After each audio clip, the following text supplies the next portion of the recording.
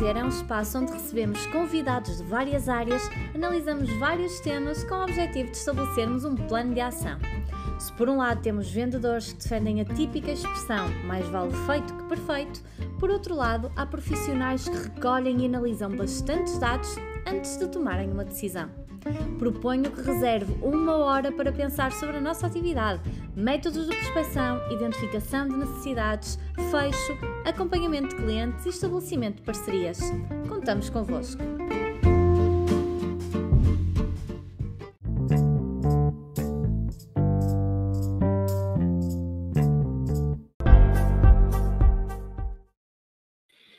Olá, bom dia, bem-vindos a mais um episódio do Parar para Vender. Hoje, dia 1 de Abril, vamos falar sobre o poder do storytelling e vamos receber Pedro Maurício. Pedro Maurício é Digital Health Speaker.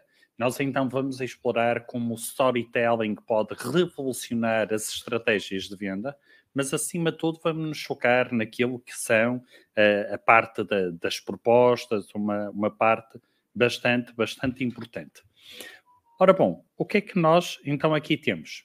Pedro Maurício é um renomado especialista em saúde digital, account manager da Tucubi, suponho que é assim que se diz porque é uma empresa espanhola, e então vai partilhar connosco insights valiosos, experiências práticas para então potencializarmos as nossas vendas através do poder das histórias. Sendo assim, vamos receber Pedro Maurício. Olá, Pedro! Olá Eduardo, olá a todos, muito boa tarde. Estou muito contente por estar aqui, Eduardo, e muito obrigado pelo convite. Nada, pá, eu é que tenho que te agradecer ter aceitado este desafio de vir aqui ao Parar para Vender. E é sempre um prazer, nós já nos conhecemos há algum tempo, não é? E então coloquei-te este desafio e é com agrado que vejo que o recebeste, que o aceitaste. Sendo assim, Pedro, de acordo com aquilo que eu pude pesquisar, o que é que eu na altura reparei? Tu, em 2023, estiveste presente em mais de 25 talks, estiveste presente em palestras, fizeste acompanhamento de mentorias de jovens profissionais. Portanto, aquilo que eu, no fundo, gostaria que tu me explicasses, a mim ou ao público, é o que é um Digital Health Speaker. Então, qual é este teu trabalho? Antes de irmos ao tema propriamente dito. Sim, se calhar é um título até um bocadinho pomposo, mas foi a forma que eu arranjei de o resumir. Na verdade, eu sou farmacêutico, fiz o meu curso na Faculdade de Farmácia da Universidade do Porto, e entretanto já fiz outros cursos, inclusivamente o MBA na UBI, onde tive o prazer de te conhecer, exatamente. Eduardo, e daí fomos mantendo contacto. E então, eu sou farmacêutico, sempre trabalhei muito na área da saúde, especialmente na área da tecnologia aplicada à saúde. Ok. E talvez a partir de 2019 fui percebendo um bocadinho aquilo que era as novas tendências da saúde. E apareceu a área da saúde digital, daí o Digital Health. Ok. Que é nada mais, nada menos do que incorporar tudo aquilo que são as novas tecnologias, os wearables, smartphones, a internet, todos os sistemas conectáveis com a área da saúde para facilitar a saúde, tanto do ponto de vista dos profissionais de saúde, como também do ponto de vista do cidadão comum, do doente. E eu fui reparando que quando comecei a trabalhar nesta área, eu trabalhava numa empresa internacional, já existia muito conteúdo sobre a área da saúde digital a nível internacional, mas quando eu pesquisava em Portugal sobre saúde digital, sobre terapêuticas digitais, não existia conteúdo ainda, ou existia um conteúdo muito reduzido. E daí eu pensei, eu sou uma pessoa que gosta de falar, gosto de ensinar, e aos bocadinhos fui sendo convidado ou por associações de estudantes ou por associações de grupos profissionais e até por universidades, para começar a falar um bocadinho sobre aquilo que é a saúde digital, quais é que são as suas aplicações, os riscos, acima de tudo, como é que as pessoas se podem começar a preparar para este novo paradigma da saúde, que agora já está a acontecer, nós já vemos inúmeras soluções a aparecer, e daí eu ter dado a mim mesmo esta função de Digital Health Speaker, que no fundo é também aquilo que eu faço nos meus tempos livres, gosto de fazer, que é falar sobre saúde digital, estar com jovens, estar com profissionais, estar também com grupos de doentes e explicar-lhes como é que a tecnologia na saúde vai facilitar a vida de todos.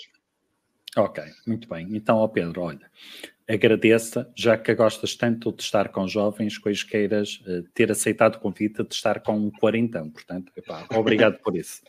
Sendo assim, Pedro, fala-se muito, esta palavra do storytelling é uma palavra que tem entrado cada vez mais no vocabulário, vamos assim dizer, comercial e empresarial, mas de que forma é que esta questão do contar histórias, do storytelling, de que forma é que nos pode ajudar neste processo comercial e, no caso em concreto, naquilo que é, por exemplo, a elaboração de propostas comerciais? Sim, eu acho eu não sou especialista em storytelling, porque existe mesmo muito para saber, muito para falar sobre storytelling. Peço aqui desde já desculpa se algum especialista nos estiver a ouvir e perceber que pode haver aqui alguma coisa que digamos que não esteja correta. Uhum. Mas, na verdade, o storytelling é essencial não só na área das vendas, mas em tudo aquilo que é a nossa interação com outras pessoas. E eu gosto de dizer, na área das vendas, eu tenho um caráter muito especial do storytelling, porque geralmente nós, as pessoas, somos um bocado resistentes à sensação de que nos estão a vender alguma coisa. Mesmo nós, enquanto profissionais de vendas, quando estamos do outro lado do cliente, e sentimos que alguém nos está a tentar vender ou a impingir alguma coisa, nós ficamos muito, muito na defensiva. Mas, ao mesmo tempo, toda a gente gosta de ouvir uma boa história. Ou seja, eu paro para poder ouvir uma boa história. E então, daqui ser interessante, nós conseguimos aprender um bocadinho mais sobre storytelling para conseguir aliar um processo de venda ao contar uma história. Ok? Porque quem está do outro lado, ou seja, o cliente, não vai ver aquilo como está aqui o Pedro, está aqui o Eduardo a tentar me vender alguma coisa, mas eu estou aqui, eu enquanto cliente, e quero ouvir o que é que o Eduardo tem para contar, porque ela até tem uma história interessante. Uhum. E eu vou passar isto agora ainda relacionado com vendas, mas pegando na primeira pergunta que fizeste sobre o Digital Health Speaker, repara numa diferença muito importante do storytelling. Eu, por exemplo, quando vou dar uma palestra ou uma formação, nós temos duas abordagens que também podemos ter. E uma que é muito comum e se calhar as pessoas até se vão reconhecer neste tipo de comportamento e vão poder melhorá-lo, que é: eu posso vender à minha plateia a ideia que lhes vou dar uma palestra. Muitas vezes é uma ideia um bocado chata. Ou seja, quando é que isto acontece? Se eu chegar e disser: olá, muito boa tarde a todos, o meu nome é Pedro Maurício, eu sou farmacêutico, vou hoje dar uma palestra de meia hora sobre o tema da saúde digital, vamos falar sobre A, B e C. O público começa a ficar muito retraído. Vai pensar: ok, vou estar aqui durante meia hora a apanhar uma seca, ou ouvir o Pedro a falar. Porquê? Porque estamos a criar a percepção de que eu estou a vender uma palestra, ou estou a fazer uma palestra. Se, por outro lado, começar com o storytelling, e é isso, por exemplo, que eu tento fazer, e se começar uma palestra, e as minhas primeiras frases forem: já se perceberam que a saúde do futuro mudou completamente? Já se perceberam que vocês estão a estudar para uma profissão que se calhar ainda não existe? A malta fica: ok, eu agora quero ouvir isto, porque há aqui uma história por trás. Eu quero saber o que é que vai acontecer. E então, a forma como colocamos a nossa história e as emoções por trás dessa história criam um engagement muito maior. E então é como eu digo, mesmo no processo de venda, eu vou querer ouvir aquela história de início até ao fim, eu vou ter emoção naquela história, eu vou querer saber o que é que vai acontecer naquela história e acabo por estar muito mais agarrado a ela e muito mais comprometido no processo de venda. É uma forma e parece-me extremamente interessante, e aquilo que tu disseste, para mim, passa logo por aquele que é o grande segredo. Que passa por quê? Ponto número 1. Nós todos somos resistentes a quem nos quer vender algo. Porquê? Porque de alguma forma estamos a tentar convencer de alguma coisa. Okay? Sim. Isto está-nos a introduzir mudança. O ser humano é muito resistente à mudança. Mesmo que seja para eu comprar alguma coisa que até possa ser útil para mim, vai sempre levar a uma mudança. E estamos a mudar a rotina, estamos a mudar alguma coisa no nosso contexto e ambiente e ficamos logo resistentes à partida, claro. Claro, e esse é logo o primeiro ponto. Portanto, eu acho que o primeiro ponto, enquanto vendedores, Pedro, passa muito por aí, que é, que abordagens é que eu não gosto que me façam, que provavelmente aquilo que depois acontece é o que convém então, quando eu seja o vendedor, não fazer aquilo que não gosto que me façam, não é? Toda aquela linguagem, todo aquele descarregar de benefícios, características, 1001 pontos do produto, e passa muito exatamente por essa questão da história que tu disseste. Exatamente. Agora, algumas pessoas quando ouvem isto, que é então isto de contar histórias significa que não é necessário nenhuma preparação, não é necessário nenhum planeamento. Pedro, o que é que tu respondes a essas pessoas que acham que isto de contar histórias é assim, é dizer umas charadas que não é obrigatório nenhum ponto disso?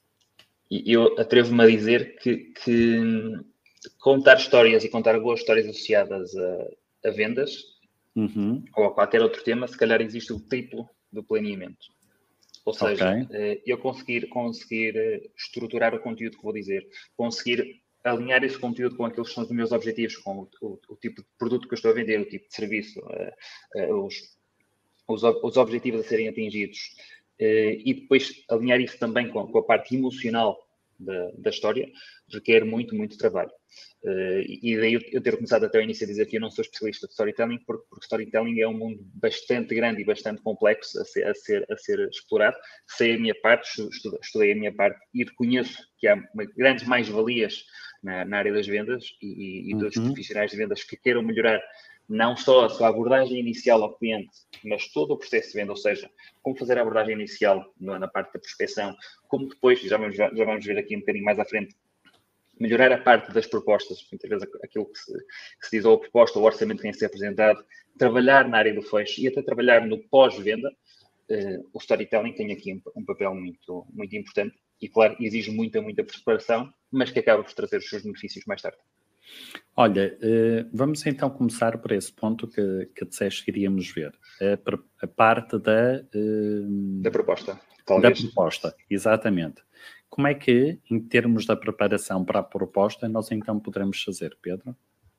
Sim. Então, se calhar vou dar um bocadinho também de contexto às pessoas do porquê estamos aqui a falar das propostas e da importância desta parte. Inclusivamente, Eduardo, quando nós estávamos a comentar sobre este podcast, o qual eu tive o prazer de ouvir todos os episódios feitos até agora, e quem esteja agora a ouvir os podcasts do Eduardo pela primeira vez, aconselho vivamente que invista um tempo a ver todos os outros podcasts, porque há efetivamente muito conteúdo interessante para se ouvir. E ao longo dos tempos, conforme eu estava a ouvir isto, reparei que nós falávamos muito sobre a parte da prospecção, sobre a parte da abordagem inicial aos clientes. Depois também falávamos muito da componente emocional, que toca aqui na componente do storytelling também, e na parte do fecho. E eu, não com as funções comerciais que tenho agora, mas com as funções comerciais que tinha no passado, eu trabalhei durante muito tempo numa equipa de pré-venda, em que o meu foco principal era exatamente trabalhar sobre as propostas, ou seja, toda a componente técnica, toda a componente orçamental de uma proposta. Eu recebia a informação vinha das equipas de account management sobre o que é que aquele cliente queria, quais é que eram os objetivos, quais é que eram os contextos, e eu tinha que elaborar uma proposta sobre isso. Ou seja, eu fui percebendo como é que se criavam boas propostas, como é que se criavam propostas que eram interessantes para o cliente ler.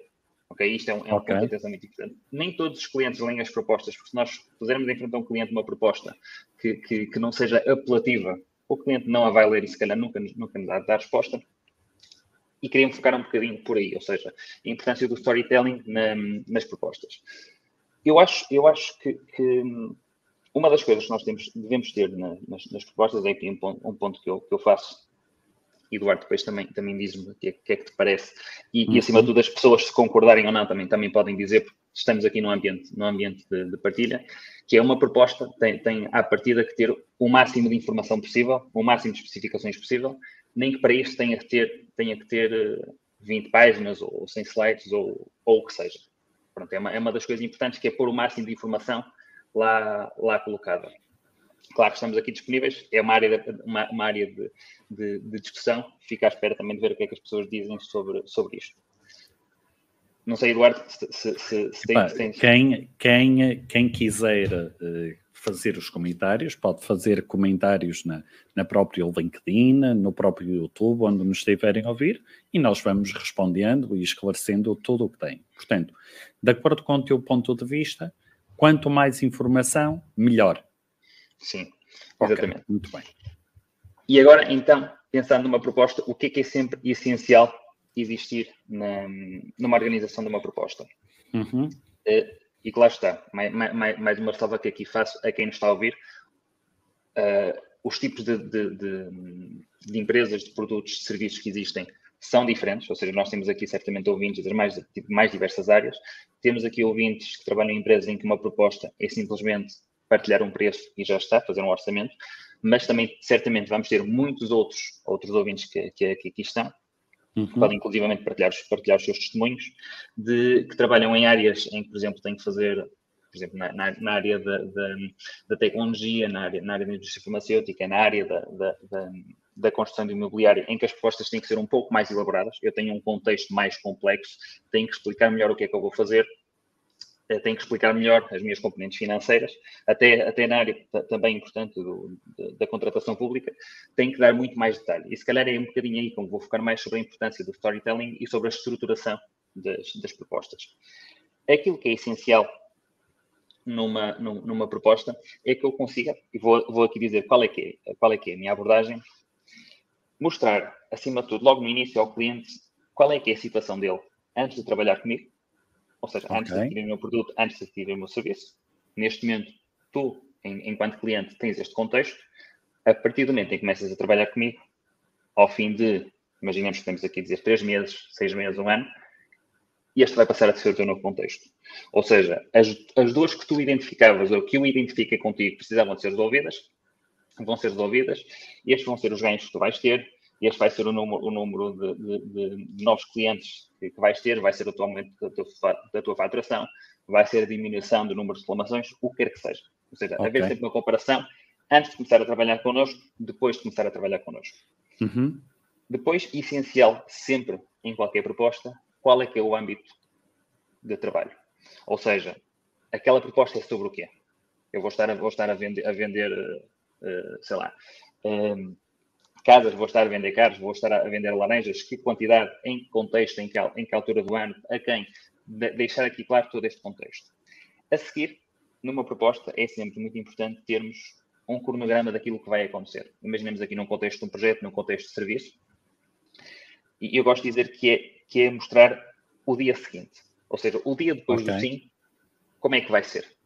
Eu começo a trabalhar, imaginemos aqui, Eduardo, tu vais começar a trabalhar comigo, vamos assinar uma proposta, vamos a concordar uma proposta, assinar um contrato, tu queres saber como é que é o dia depois da manhã, o dia depois do sim. E então eu tenho que te explicar claramente, passo a passo, o que é que vai acontecer do meu lado, o que é que vai acontecer do teu lado, que pessoas adicionais é que têm que ser envolvidas, que milestones é que vão ser atingidas, que reuniões é que vamos ter, para eu perceber que dinâmicas é que vão mudar na minha empresa. Porque é que isto é importante? Recordas-te que há bocado falávamos sobre o ser humano ser resistente à mudança. Qualquer aquisição de um produto, qualquer aquisição de um serviço, qualquer compra, envolve sempre mudança.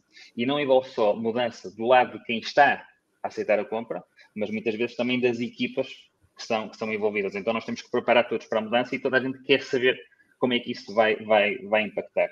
Temos que ser claríssimos a explicar que mudanças é que vão acontecer, quando é que vão acontecer, como é que vão ser controladas, para eu dar ao meu cliente a segurança de que está tudo sob controle. Por fim, se calhar mais 2 áreas que eu considero essenciais. Claro que depois podemos discutir outras coisas que podem ser acrescentadas, mas eu estou a falar aqui do essencial e assim também permite às pessoas que nos estão a ouvir considerarem se já estão a incluir isto ou não, até partilharem connosco algumas questões ou dúvidas que possam ter, mas a componente financeira, eu deixar de uma forma claríssima qual é que é o investimento associado, o que é que aquele investimento inclui, se eu quiser ir além, desse investimento, quais é que são as condições. Imaginemos assim, que eu estou aqui a fazer uma proposta para a aquisição de 10 automóveis, mas se eu, na verdade, até precisar de ir até 15 automóveis, quais é que são as condições? Deixar essa componente financeira muito clara para o cliente. E porque é que eu reforço aqui a parte de ser muito clara? Eu já vi propostas, ao longo do tempo, em que eu via toda a proposta, via a componente financeira, chegava ao final e pensava, eu não sei quanto é que isto vai custar. Tenho aqui números, tenho aqui contextos, mas eu não sei quanto é que isto vai custar, não consigo perceber as contas que aqui estão, portanto, eu nunca vou tomar uma decisão sobre aquela proposta. Vou precisar de mais uma reunião, mais duas. Exatamente, há insegurança, exatamente isso. Depois, por fim, sempre essencial incluir uma proposta, e aqui é também uma parte muito importante do storytelling, referências de outros clientes semelhantes. E quando digo de outros clientes, nós não precisamos de referir, dizer foi o cliente A, foi o cliente B, histórias de outros clientes que passaram pelos mesmos problemas, que começaram a trabalhar connosco e como é que o nosso produto, a nossa solução, o nosso serviço resolveu os seus problemas. Pegando em tudo isto, ou seja, eu falei-te aqui dos capítulos ou dos temas essenciais de uma proposta, vem o trabalho mais difícil, que é, imagine, nós vamos ter informação quase que fragmentada. A implementação, o preço, o antes, o depois. E eu vou ter que depois pegar nisto tudo e criar uma história sobre isso. Uma história em que eu consiga contar ao meu cliente, tu neste momento estás assim, vais tornar de uma forma diferente, é isto que eu vou atuar, é sobre este tema que eu vou atuar contigo, estas são as etapas da atuação, isto é quanto vai custar e olha como é que eu já fiz isto com outros clientes. E ao conseguir, então, dar aqui uma componente mais emocional e de história do início ao fim, ou seja, não estamos a falar aqui de componentes fragmentadas, mas de uma história do início ao fim, partilhar isto com o cliente para que ele também consiga, às vezes gosto de dizer, consiga ler uma proposta quase como se fosse um romance. Ou seja, eu consigo pegar numa proposta e consigo ver do início ao fim aquilo que tem sentido e eu chego ao final daquela história com vontade que aquela seja agora a minha história também. Ora bom, Pedro, há aqui um ponto que eu acho que é importante esclarecermos. Eu não vou dizer esclarecer, mas eu vou dizer realçar. Porquê? O que tu disseste está perfeito. Agora, tudo isso é verdade de acordo com o alicerce que é a transparência. Exatamente. Ou seja, nós não vamos inventar nada. Exatamente. Okay? Os testemunhos não vão ser inventados, nada vai ser inventado, não é? Não vale a pena eu dizer, tive um cliente que comprou-me este produto e teve resultados brutais e de repente a pessoa dizer-me assim, mas não me acabou de dizer que este produto só vai ser lançado no próximo mês. Quer dizer, isto não faz nenhum sentido. Aquilo que tu disseste, para mim é claríssimo, é verdadeiro, tem um enorme impacto emocional, mas temos que partir sempre de uma base que é a base da verdade e da transparência. Sem dúvida.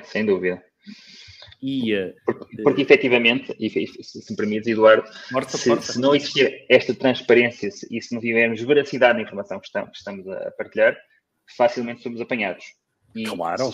E se isso acontece, a venda assenta sobre a confiança. A confiança é perdida naquele momento, garantidamente não fazemos mais nada com aquele cliente. Exatamente.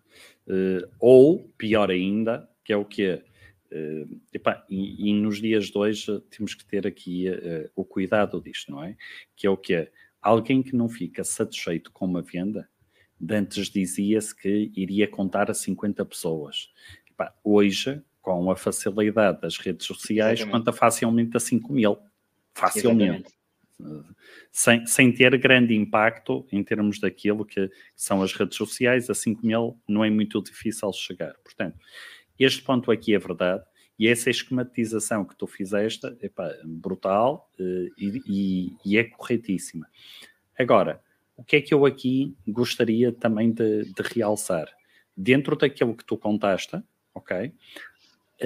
Até tendo em conta os diferentes perfis que nós temos, sim, nós devemos ter aqui em conta o que é. Os testemunhos é importante, mas também é importante, e podemos contar histórias com isso, ou seja, dar exemplos com isso, por exemplo, com dados estatísticos, com gráficos, com tabelas.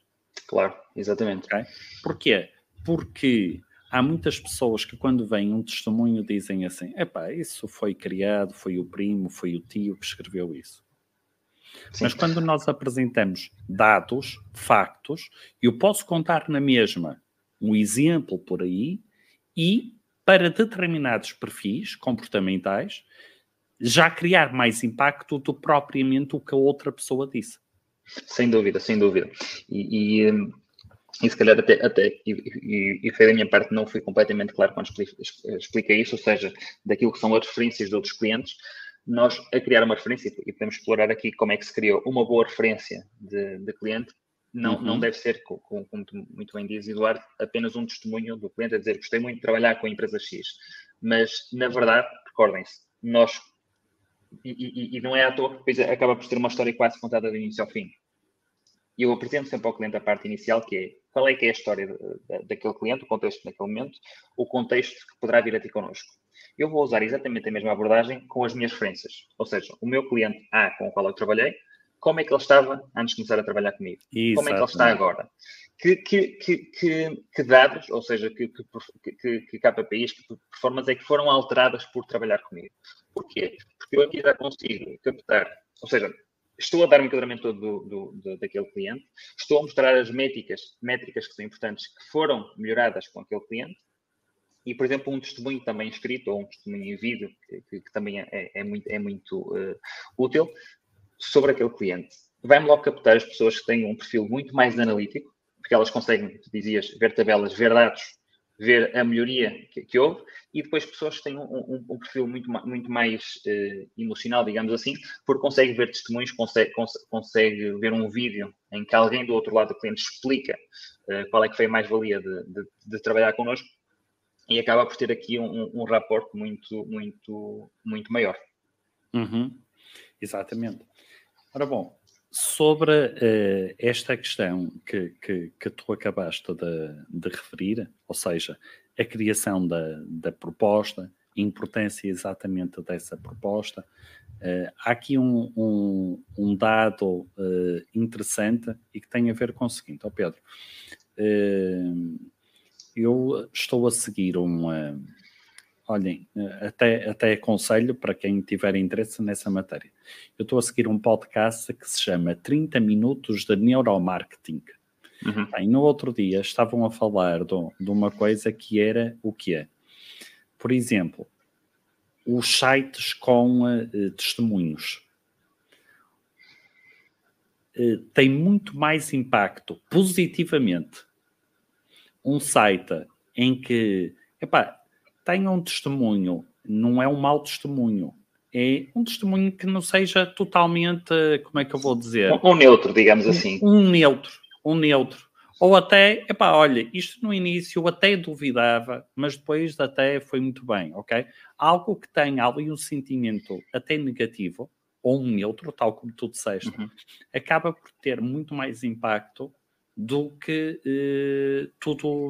do que algo que seja só um conto de fadas da Disney. Okay? Sem dúvida. Aliás, se me permites, até digo que vai ter mais impacto daquilo que é também a minha experiência. Um testemunho que não seja só pela positiva, ou seja, que tenha um início se calhar o início foi conturbado, mas depois as coisas funcionaram e agora estamos ótimos.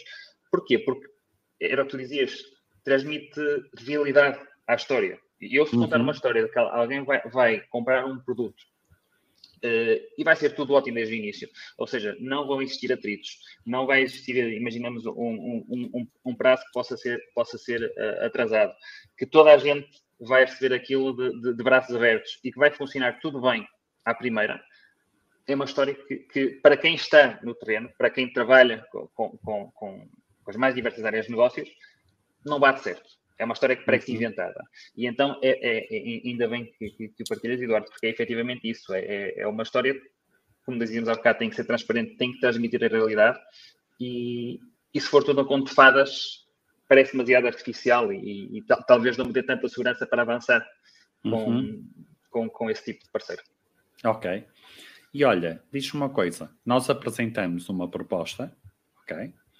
E depois, dentro daquilo que é a apresentação da proposta, vamos voltar ao conto de fadas, não é? O conto de fadas perfeito, o que é que seria?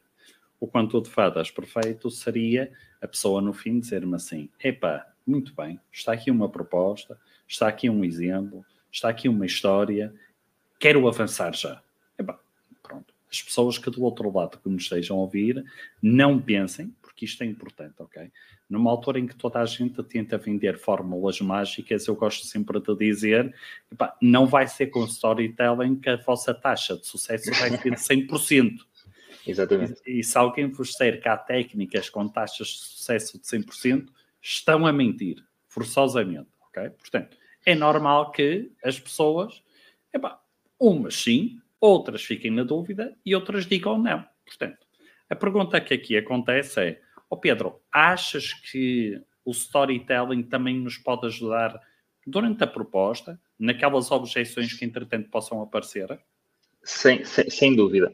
Aliás, há aqui um tema que me fizeste lembrar e que eu quero partilhar com todos, porque já vi este erro acontecer outras vezes, e eu próprio já fiz muitas vezes esse erro até perceber como é que poderia ser melhorado, que é quando nós estamos a trabalhar sobre uma proposta, ou seja, primeiro ponto, se nós já estamos a trabalhar sobre uma proposta para um determinado cliente, eu espero aqui que não estejamos a fazer depois da primeira reunião que tivemos com esse cliente, ou seja, conhecemos o cliente ainda não sabe bem o que é que quer, e eu lhe digo, olha, eu vou-lhe fazer uma proposta.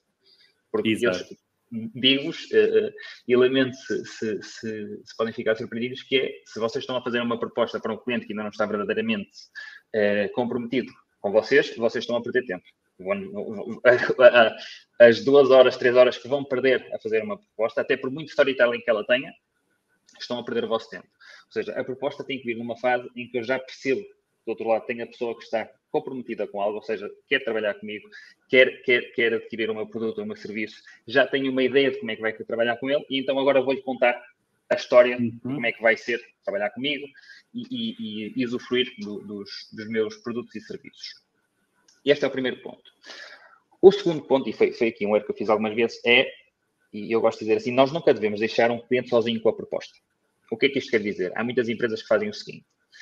Eu já fiz o processo todo que dissemos aqui, a prospecção, já vou dizer assim, já namorei um bocadinho o cliente.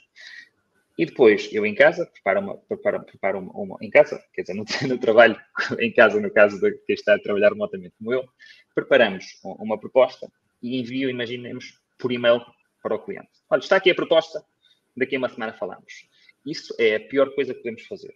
Porquê? O cliente até vai ver a proposta. Nós até podemos ter uma história bem contada. Mas vai haver um ponto sobre o qual o cliente não está verdadeiramente satisfeito ou agradado, digamos. Satisfeito, ou aliás, não é agradado. É seguro sobre aquele ponto. Ele vai ler sozinho o resto da proposta já de uma forma muito resistente.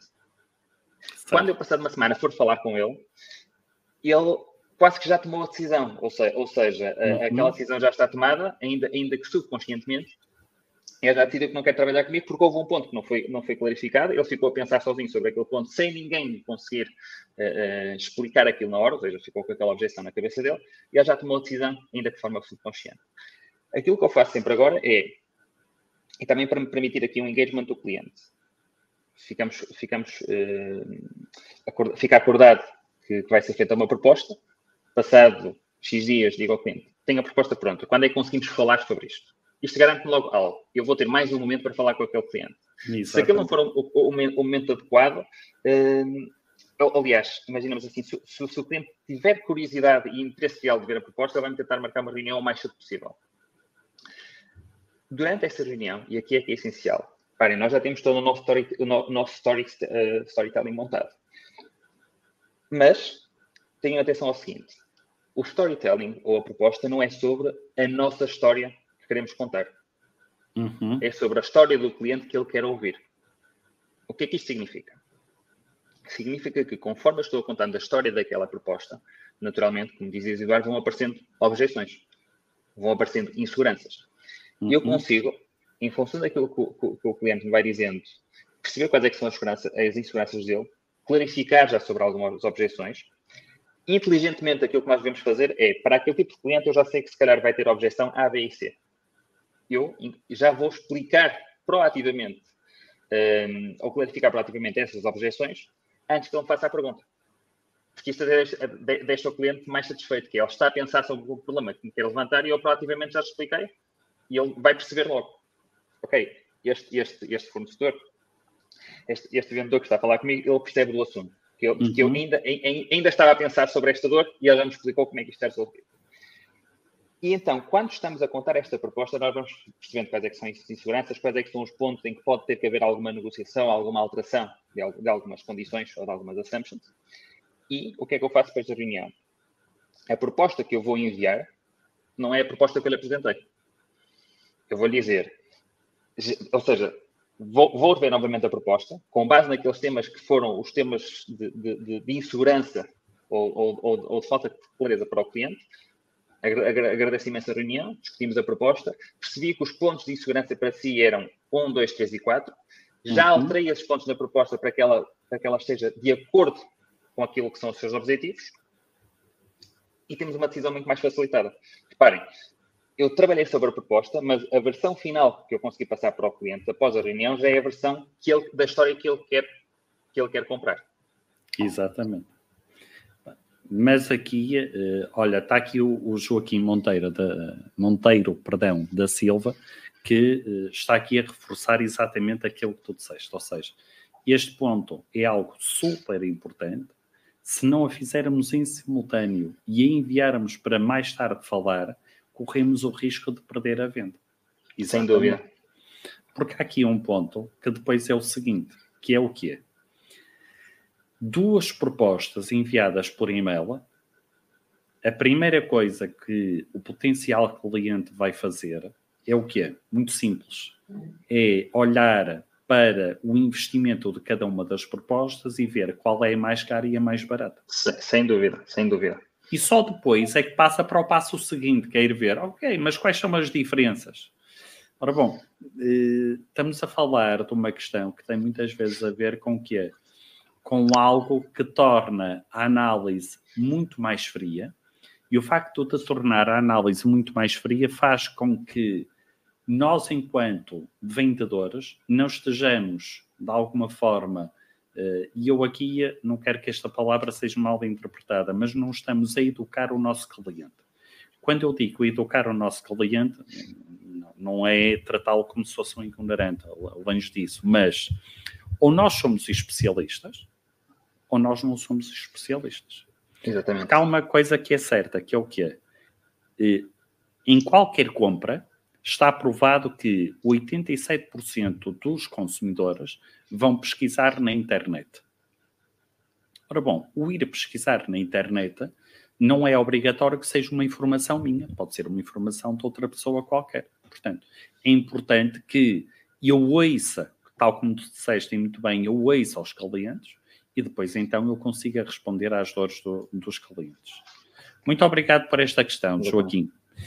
Oh, Pedro. Já agora, Eduardo, sobre aquele ponto inicial que fizemos da complexidade das propostas, houve alguém a fazer algum comentário até agora? Ainda não houve ninguém. Ainda não houve ninguém. Ainda não houve ninguém, mas a malta está à espera pelo fim. Está à espera pelo fim. Certeza para colocar as questões. Pedro, o que é que eu aqui te queria, de alguma forma, comentar contigo, que é um trabalho que eu também costumo fazer, que tu disseste o seguinte. Eduardo, olha, está aqui o Joaquim. O Joaquim está aqui a dizer. Se a proposta tiver muita informação, pode haver a tendência do cliente perder o interesse. Queres adiantar alguma coisa, Pedro? Quero. Obrigado, Joaquim, pelo comentário. Na verdade, e ainda bem que Joaquim estava atento desde o início, o Eduardo e eu falamos antes deste podcast e dissemos, na verdade, hoje é dia 1 de Abril. Se calhar pode ser interessante nós colocarmos aqui uma inverdade, digamos assim, para perceber qual é que é esta atividade das pessoas e também se elas estão atentas ao tema. E quando eu aqui apresentei a dizer que a proposta devia ser o mais complexa possível, nem que tivesse que ter 20 páginas ou 100 slides, naturalmente estávamos não vou dizer a mentir, mas estávamos a dizer algo que não é correto, e ainda bem que Joaquim reforçou esse tema.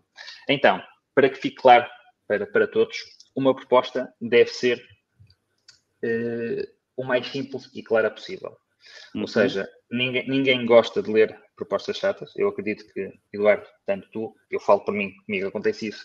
Se eu recebo uma proposta para algum tipo de serviço ou de produto e eu tenho que ler 50 páginas, eu não leio. Eu simplesmente acaba ali o tema, porque se precisam de 50 páginas para me explicar porque é que aquele produto é o ideal, se calhar aquele produto não é o ideal.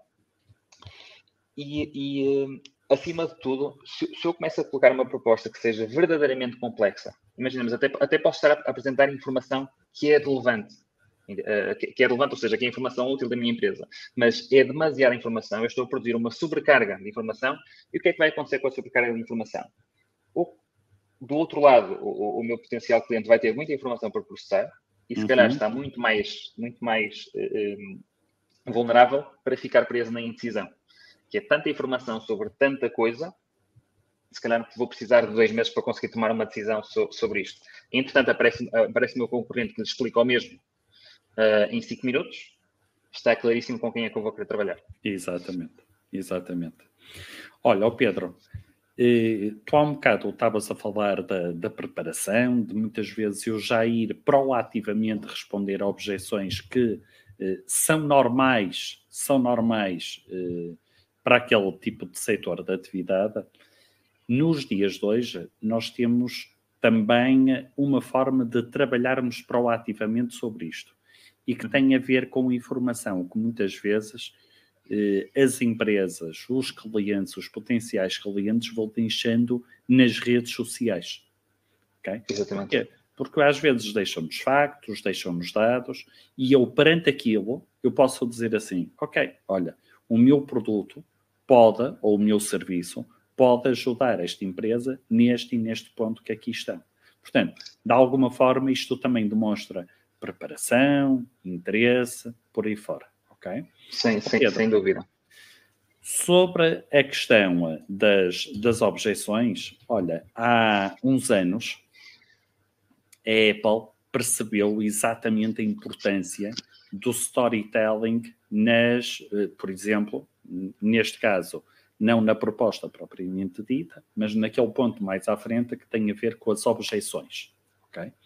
E dentro daquilo que era a formação interna da Apple, eles criaram uma técnica de objeções que se chama Feel, Felt, Found.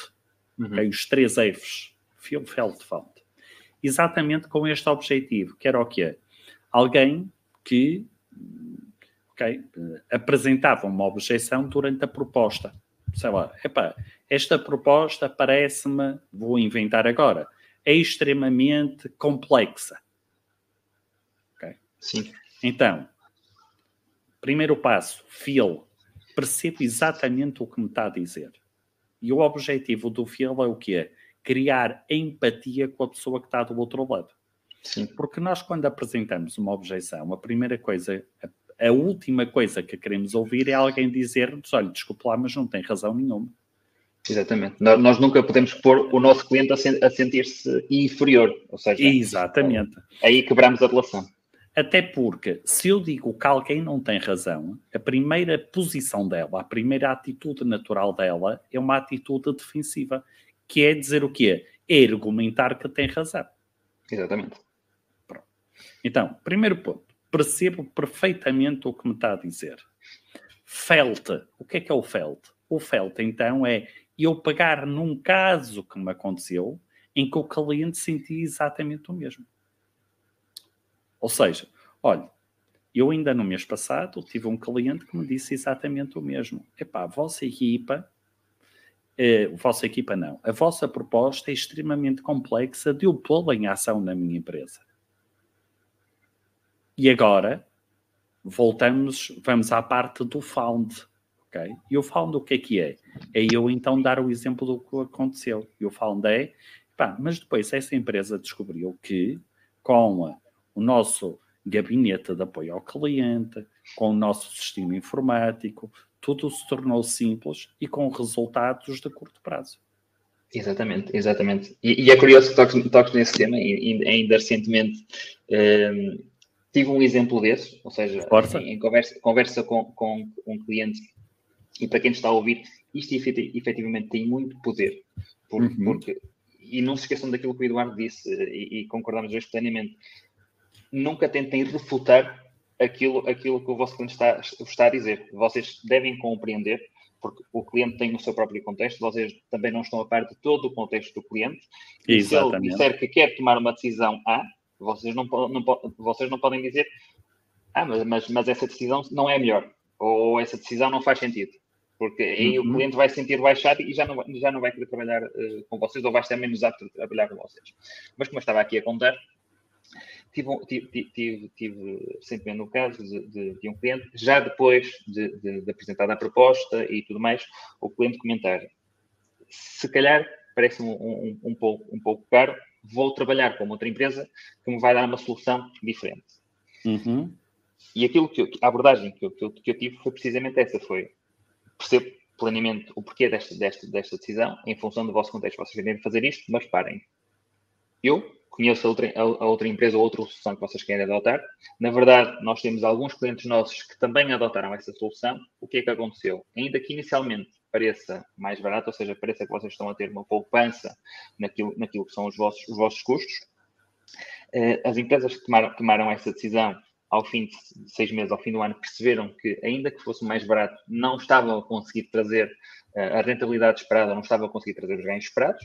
Passado um ano, voltaram a falar connosco e agora são nossos clientes. Portanto, aquilo que nós podemos fazer, eu percebo o vosso contexto, mas podemos evitar já aqui este período de 6 meses até um ano que vocês podem precisar até descobrir isso. Exatamente. Eu não estou a colocar o cliente numa posição de inferioridade, eu, na verdade, estou-me a pôr ao lado do cliente, a dizer: percebo porque é que queres tomar esta decisão, mas, com base na minha experiência, pode não ser a decisão mais eficaz a médio e longo prazo. E logo aí, o cliente vai perceber: primeiro, eu não estou a rebaixar; segundo, eu estou preocupado, efetivamente. Reparem uma coisa, do ponto de vista de transparência, eu conto essa história ao cliente porque é uma história verdadeira. Não estamos a falar aqui desculpem a expressão, de aldrabar um cliente para ele ser meu cliente. Porque se fazem isso, garantidamente, se calhar até podem captar o cliente. Ao fim de 3 meses, ao fim de meio ano, vão perdê-lo. Mas se eu consigo me pôr ao lado desse cliente e dizer: percebo a tua dor, percebo porque é que se calhar queres tomar esta decisão, mas olha, pode não ser a melhor agora, vê o que é que aconteceu com os clientes que nós temos, tomaram a mesma decisão que tu e acabaram de trabalhar connosco porque perceberam que era melhor. Cria-se logo uma relação muito grande de confiança e muito favorável a uma relação cliente-vendedor de longo prazo, que é aquilo que queremos sempre. Muito bem, muito bem. Olha, não sei porque não passou diretamente para aqui, mas temos então, não passou diretamente para aqui, mas temos aqui uma pessoa que nos está a acompanhar pelo LinkedIn, que é o Filipe Silva, que diz: às vezes tem clientes que só querem obter os orçamentos por e-mail, não querem debater. Okay? Ora bom, nesse tipo de situações, ponto número 1, é importante nós, como é que eu vou dizer? Eu não gosto de colar muito autocolantes ou títulos a este tipo de situações. Mas quando normalmente são pessoas que não querem falar, não se querem reunir, só querem obter uma proposta, eu diria que em grande parte das situações, pelo menos as que aconteceram comigo, eram pessoas que já sabiam com quem queriam trabalhar. Exatamente. Mas só queriam aferir se estava enquadrado ou não naquilo que era o valor do mercado. Okay. Porque se não querem criar comigo nenhum, vamos assim dizer, envolvimento emocional, provavelmente já o fizeram com outro cliente qualquer. Okay? Já houve alguém que teve essa capacidade, ou porque chegou primeiro, ou não. Okay? Portanto, aquilo que eu no fundo quero dizer é o quê? É que, por norma, esta questão das pessoas decidirem só pelo preço não é verdade. Pedro, eu há uns anos estive reunido foi uma formação engraçada em que eu estive a dar formação não a vendedores, foi a única vez que me aconteceu isto, mas estive a dar formação de negociação a compradores. Sim, importantíssimo. E então porque desculpa ter interrompido, não percas o raciocínio, mas é tão importante saber vender como saber comprar. E nota-se muitas vezes de algumas interações que eu já tive e tenho, que mesmo às vezes quem está do outro lado está a fazer um processo de compra, mas falámos aqui há bocadinho da insegurança, do desconforto com mudança, a pessoa não sabe como comprar, não sabe como avaliar se está ou não a fazer uma boa compra e acaba por dificultar a vida a ambos, tanto ao vendedor como ao comprador. Exatamente. Mas continua, Eduardo. E então aquilo que aconteceu foi uma coisa engraçada, que a dada altura um dos compradores disse assim, o Eduardo está aí a falar da relação com os clientes, está aí a falar dessas coisas, mas olha, para mim o que me interessa é o preço. A mim o preço é que dita tudo. E eu disse assim, ok, então vamos fazer aqui uma coisa que é importante. Vamos imaginar que receba 2 propostas, 2 orçamentos exatamente iguais. Uma de uma empresa da Alemanha e outra de uma empresa no Sri Lanka. Qual é que vai escolher? A da Alemanha. Eu fui assim, mas então significa que o preço não é tudo. Porque se as duas tinham um valor exatamente igual e rapidamente disse-me a Alemanha, repare, eu nem lhe disse se a empresa era o número de contribuinte do Sri Lanka e os funcionários estavam todos na Alemanha. Mas aquilo que aconteceu é que, efetivamente, as emoções, o poder da história tem um grande, grande impacto. E, por acaso, é curioso esta questão do impacto das vendas, o impacto das histórias nas vendas, propriamente dito. E eu vou dizer o seguinte. Eu recentemente, Pedro, lancei um programa de mentoria online. E o que é que aconteceu? Coincidência ou não, no dia em que eu publiquei o testemunho de uma pessoa em que tinha falado do que era antes da mentoria e do que lhe tinha acontecido depois da mentoria, foi aquela comparação que falávamos ao início, exatamente. Foi quando eu obtive as minhas inscrições e os alunos para esta nova edição da mentoria. Portanto, tem efetivamente um poder enorme. Pedro, só uma pequena paragem. Isto porque nós estamos a 6 minutos de uma hora, portanto, o tempo passa a voar.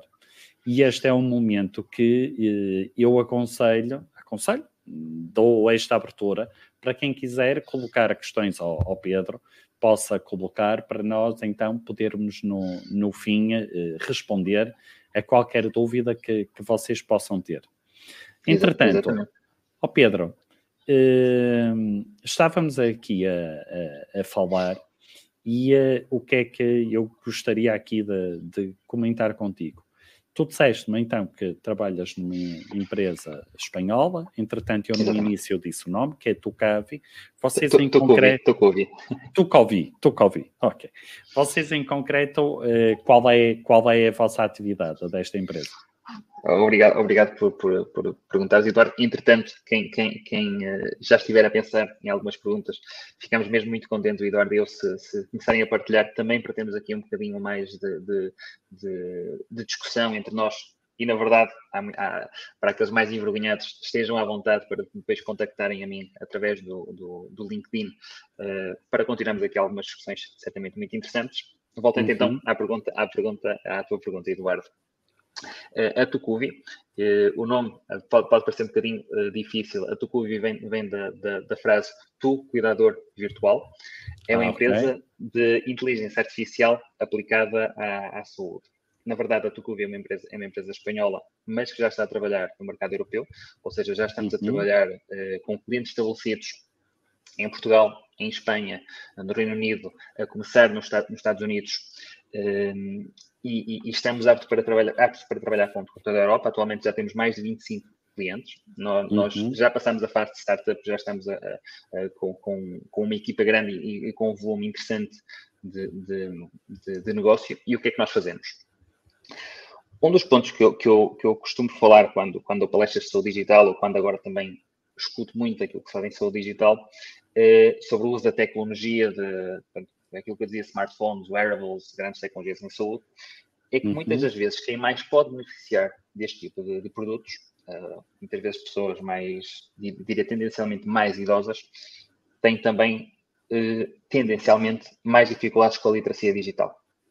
Okay. Eu não estou à espera, por exemplo, e eu estou a dar um caso pessoal, que os meus avós consigam facilmente usar um smartphone ou usar um Apple Watch ou o que quer que seja para fazer a monitorização da sua saúde. Uhum. E então aquilo que a Tucuvi fez foi criar um sistema de inteligência artificial de acompanhamento clínico de doentes nas mais diversas patologias, mas que trabalha por voz. E o que é que quer dizer trabalhar por voz? É um sistema de inteligência artificial que, por chamada telefónica, te vai ligar, imagina, a ti, Eduardo, para conversar contigo sobre o seu estado de saúde. Imaginemos aqui um cenário hipotético em que tu tens uma insuficiência cardíaca. Ele consegue a Lola, é o nome da nossa assistente virtual, semanalmente consegue ligar-te, perguntar sobre o teu estado de saúde, se tens tido caídas, como é que estão os teus níveis de por exemplo, pressão arterial, o teu ritmo cardíaco, se tens sentido cansaço, se tens sentido dores, se tens dormido bem, se tens comido bem, etc, etc. E faz tudo isto para vós. A única coisa que tu precisas de ter é aquilo que tu já tens, que é o teu telefone. É tão simples e é um sistema tão simples como pegar no telefone e alguém que semanalmente, mensalmente, quando for definido, te liga e fala contigo. E é brutal aquilo que nós já temos sentido ao longo dos anos da receptividade do mercado. Nós conseguimos ter pessoas que já são acompanhadas pela Lola, imagina, há 2 anos, com uma idade média de 80 anos, estamos a falar de idade média de 80 anos, e que dizem que gostam de falar com a Lola porque a Lola preocupa-se com a vida delas. E isto é dar-nos acesso às pessoas, a inteligência artificial, a inovação de ponta em saúde, através de uma coisa tão simples como falar, que é aquilo que estamos aqui a fazer os dois. E por isso estou muito contente no Tucuvi na minha missão de fazer também crescer a empresa a nível de negócio. E se tivermos aqui pessoas da área da indústria farmacêutica e da área hospitalar, terei também todo o gosto em conhecê-las e mostrar como é que de uma forma tecnologicamente complexa, mas entregue de forma verdadeiramente simples, estamos a conseguir mudar tanto a vida dos doentes como a vida dos profissionais de saúde que nos acompanham. E disseste que a idade média é de 80 anos? Não. Estava a dar um caso concreto, certo, ou seja, certo. Para um grupo específico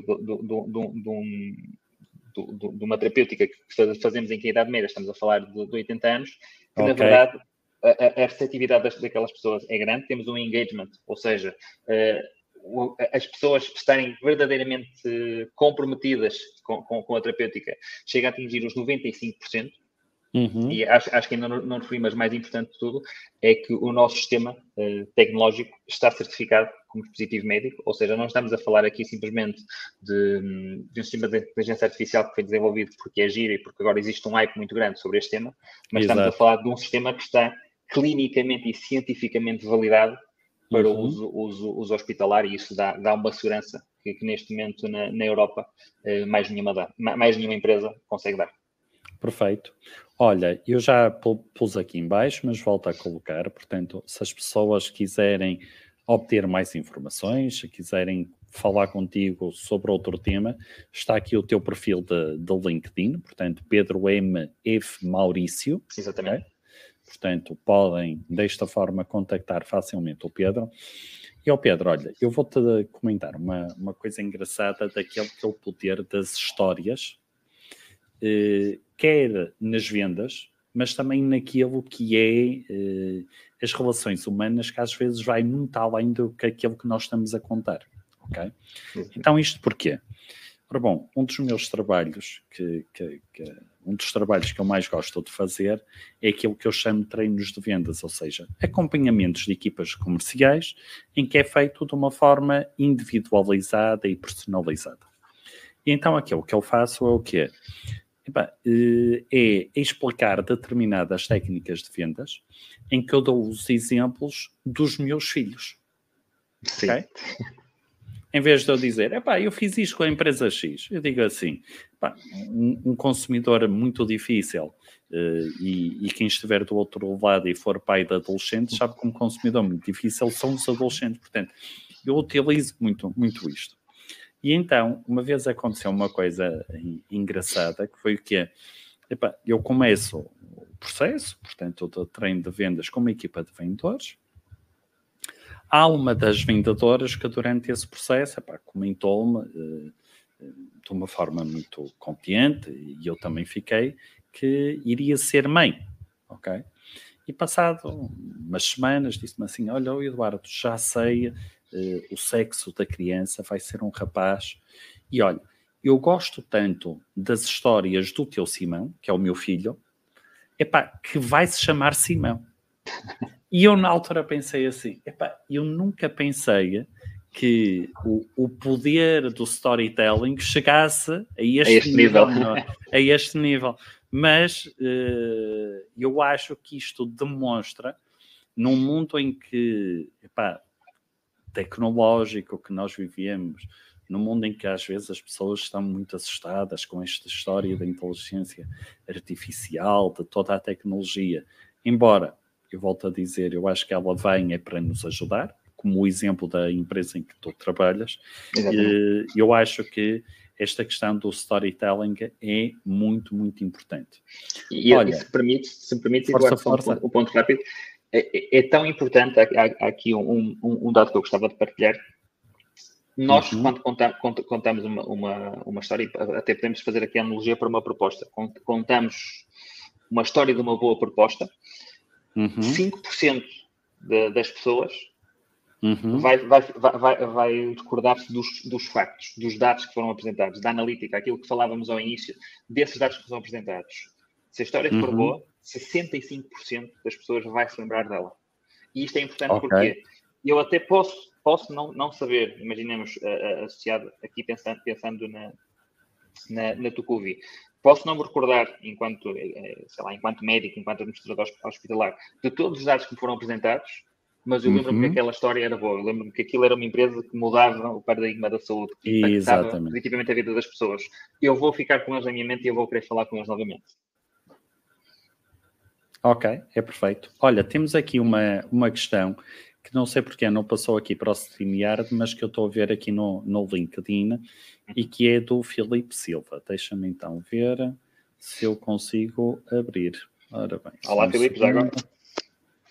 Filipe Silva. Ok. E o Filipe Silva diz então, devem as propostas serem apresentadas com todos os argumentos e documentação sobre determinados artigos para justificar o porquê da nossa proposta ser melhor para as necessidades específicas do cliente? O storytelling faz mais sentido quando estamos reunidos com o cliente ou também já usaram por via de e-mail? Ok. Então vou tentar dividir em duas perguntas a responder. Vou começar até por responder primeiro à última. O storytelling consegue ser aplicado a tudo, ou seja, eu para ter um contexto de storytelling não preciso estar a falar, não preciso estar a fazer uma apresentação à pessoa. Eu consigo, da mesma maneira que nós vivemos boas histórias através de um livro ou através de um blog, eu consigo por e-mail contar essa boa história sobre a minha proposta, sobre o meu processo de venda, o que seja. Em relação à primeira pergunta, se nós devemos, ou seja, já pensando naquelas que são as objeções ou perguntas técnicas que se possam fazer, partilhar toda a informação com o cliente. Eu diria que não. Porquê? Porque acaba por ser improdutivo. Se eu partilho toda a informação com o cliente para ele tomar a decisão sozinho ou para ele ver tudo aquilo que é conteúdo, primeiro vai ser sobrecarga de informação. Aquilo que falávamos há bocado, sobrecarga de informação leva ao bloqueio. Segundo, eu partilhando toda a informação com o cliente, dizendo, olha, está aqui toda a informação, agora veja e decida. Eu não estou a acompanhar no processo de venda. E, na verdade, eu devo dar a mão ao cliente e devo ir mãos dadas com ele ao longo do processo de venda para perceber quais é que são as perguntas que ele pode ter, explicar a cada uma dessas perguntas, mas eu não quero fazer com que o cliente tenha muito mais perguntas do que aquelas que, à partida, ele iria ter, porque nós estamos a complexificar o processo de venda e o processo de proposta e abrimos aqui uma discussão que se pode tornar eterna. Exatamente. Pedro, eu concordo com tudo. Relativamente à primeira pergunta, não faz sentido eu colocar tudo, porque só faz sentido eu responder àquelas que são as dúvidas que o cliente possa colocar. Relativamente ao storytelling por e-mail, do meu ponto de vista faz sentido e nós hoje já fazemos isso quando colocamos os testemunhos dos clientes, portanto, concordo efetivamente com aquilo que tu acabaste de transmitir.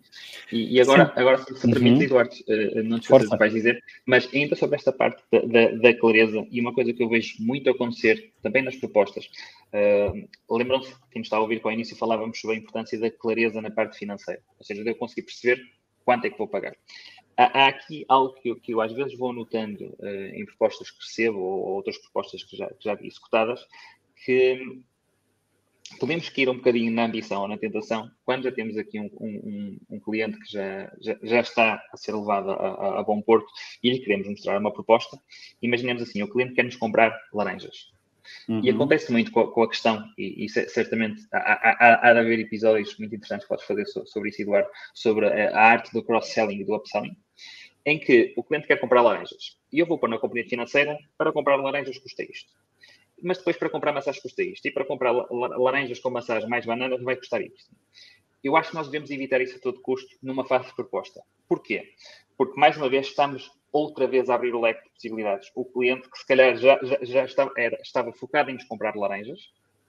Se agora lhe damos a possibilidade de comprar laranjas e peras, ele vai ter que repensar todo o processo. Ele vai ter que falar com pessoas para perceber se aquilo é possível ou não. Vamos atrasar todo o processo de vendas. O que é que eu digo numa proposta? Tentem garantir que vocês já cumpriram todo o vosso funil de vendas e vocês estão a fazer uma proposta sobre algo que saibam que é aquilo que o cliente quer comprar naquele momento.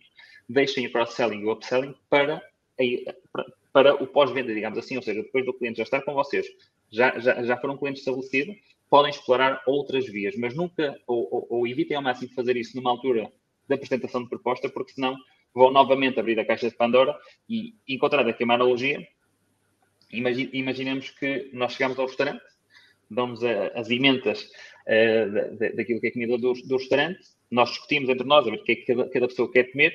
Quando o empregado chega para fazer o pedido, na verdade traz uma emenda nova e diz: olha, além desta emenda, tenho aqui mais isto que vocês também podem comer. O mais provável é que eu diga: ok, então se calhar preciso de mais 5 minutos para ver tudo novamente e decidir o que é que eu quero, e o processo de venda não vai ser ali fechado. Portanto, vamos tentar ao máximo garantir que a proposta serve para afunilar a venda ao máximo possível para depois a conseguirmos fechar de uma forma muito mais célere. Concordo perfeitamente com o que tu disseste, mas eu descobria através do poder das neurovendas uma coisa que não é nem cross-selling, que não é cross-selling, mas que ajuda bastante no upselling em termos de ajuda ao cliente. Ah, é? Então, conta lá. Que é eu apresentar uma proposta para laranjas. Ok? E apresentar depois uma proposta em que eu diga assim: olha, mas se quiser as laranjas e que eu lhe vai entregar a casa, é mais X. E se quiser uma proposta das laranjas em que eu lhe entregue a casa e se no espaço de uma semana quiser que eu substitua por uma que entretanto tenha ficado podre, é mais Y. Ok. Mas para continuarmos afunilados para aquele tema em específico das laranjas. Para aquele, ok. E o que é que acontece? Eu estou a ir sobre aquilo que o cliente quer, a oferecer-lhe mais valor, exatamente, o que significa também um preço diferente. Sim, e muitas vezes quando acaba por acontecer, que é quando o cliente vê o valor adicionado que tu tens, ou seja, em que te entregas as laranjas, mais uma substituição, mais as laranjas incluídas, se calhar, ainda que seja um preço mais alto, ele vai conhecer esse valor e vai acabar por querer esse aí. E se tu disseres: ok, eu posso fazer um preço mais baixo, mas vou-lhe retirar a entrega, vou-lhe retirar a substituição, e ele já está a ficar com um sentimento de perda. Ou seja, eu digo: não, porque isso na verdade é útil para mim, portanto eu quero isso. É um ponto muito interessante e obrigado por partilhares, Eduardo. Olha, eu quero agradecer a todos os que marcaram presença. Pedro, quero-te agradecer em particular a disponibilidade. Não saias aí de atrás da cortina, que já nos despedimos e conversamos só mais um bocadinho. E então, nós hoje estivemos com o Pedro Maurício, estivemos a falar sobre o poder do storytelling das vendas, mas mais em concreto, então, na fase das propostas.